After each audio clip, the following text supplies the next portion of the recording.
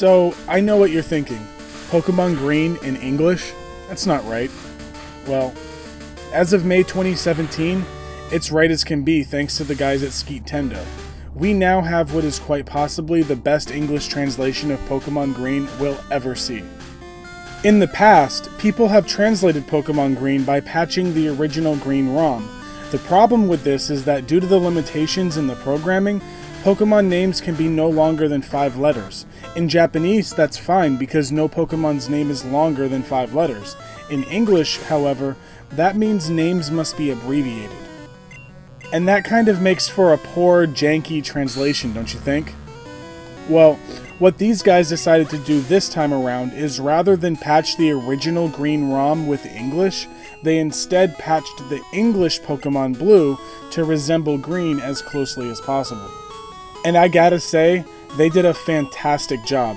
From uncensoring the drunk guy in Viridian City, to remapping Cerulean Cave to its original state. They did it all. Now you may be asking, why is it so important to play Green in English? Why not just play Red or Blue, which is already in English? Well, to put it simply, it's the difference in sprite work. The biggest difference between the original Red and Green and the international Red and Blue is the Pokemon sprites. All 151 Pokemon were given completely revamped sprites for the international release. And I'm going to put the differences on screen here so you can see for yourselves. And I'll give it a second so you can go ahead and pause or screenshot or whatever and get a closer look. You still may be like, okay, why is that a big deal? Well, I'm a huge Pokemon geek, and nerds like me get off on stuff like this. I've played through Red, Blue, and Yellow at least a dozen times, and even Green in Japanese, which was a struggle to say the least. But now that we've finally been blessed with a spectacular translation, I had to give it a solid go. I figured, if I'm going to play through it, might as well review it, right? And since this is technically a review of Pokemon Green and not the translation itself, and since I've already just given an extensive explanation on the fact that it's a translation hack, I'll get on with it and just leave a link to the ROM patch in the description of this video for anyone who wants to look into it further.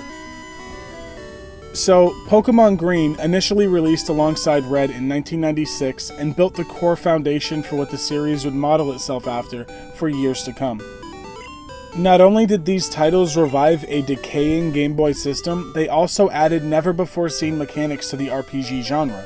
Most notably, the social aspect of collecting, trading, and battling other players via the Game Boy's link cable.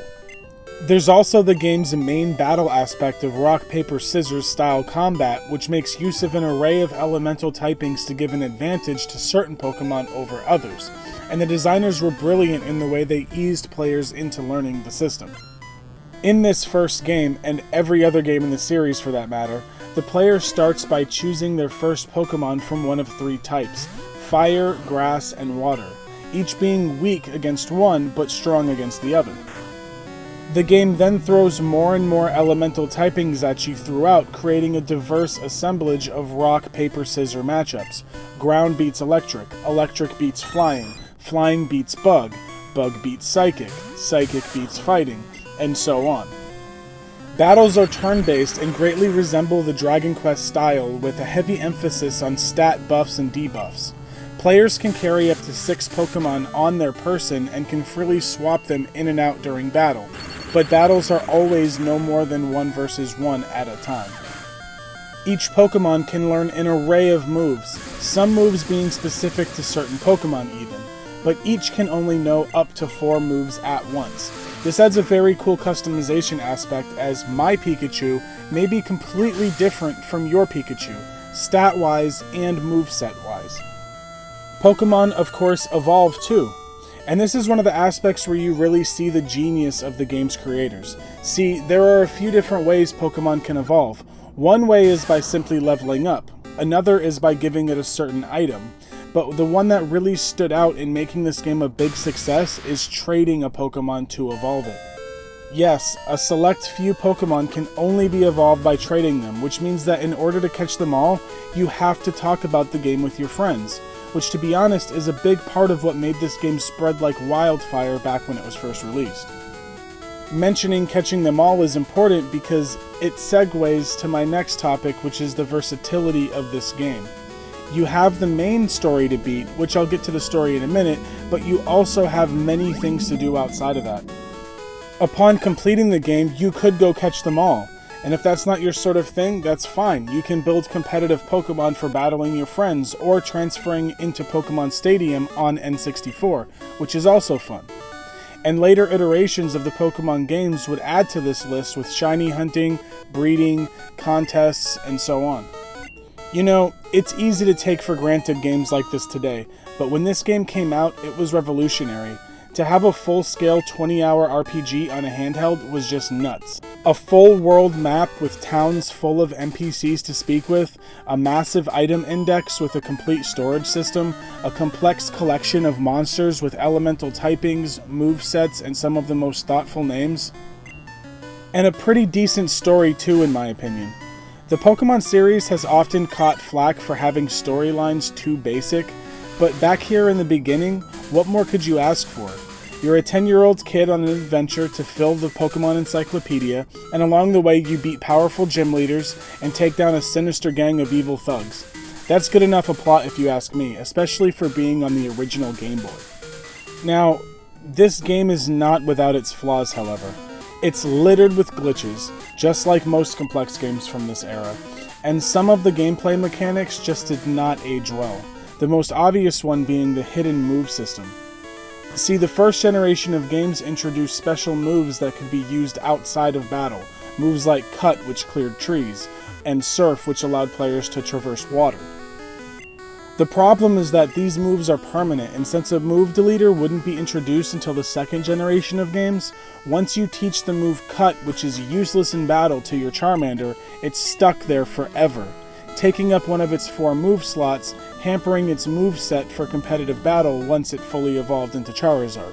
Another flaw that really stands out is the Pokemon storage boxes and the fact that you have to manually switch them when they reach the maximum of 20 Pokemon.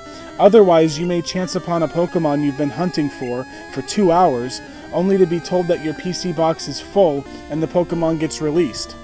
Talk about frustrating. Psychic types are insanely overpowered. Their only weakness in this game is Bug type, and they aren't very good. Many moves were programmed incorrectly, so they'll either be missing added status effects or worse, work backwards, like Focus Energy for example. The move was supposed to multiply your critical hit ratio by 4, but it instead divided it by 4. But you know what? This game is still great. The music is absolutely amazing and memorable, some of which I still hum to myself now and again. There's plenty of side stuff to do outside of collecting and battling Pokemon, such as gambling at the Game Corner Casino, fishing, or visiting the Safari Zone Zoo. This game not only was a big deal then, but it still is today, and it holds up remarkably well. You often talk or hear about games that are so great, but it's not until you go back and play them that you're reminded why. I just gotta give this game a huge thumbs up and absolutely recommend it. Whether you buy a physical copy, download it on Virtual Console, or grab this amazing translation.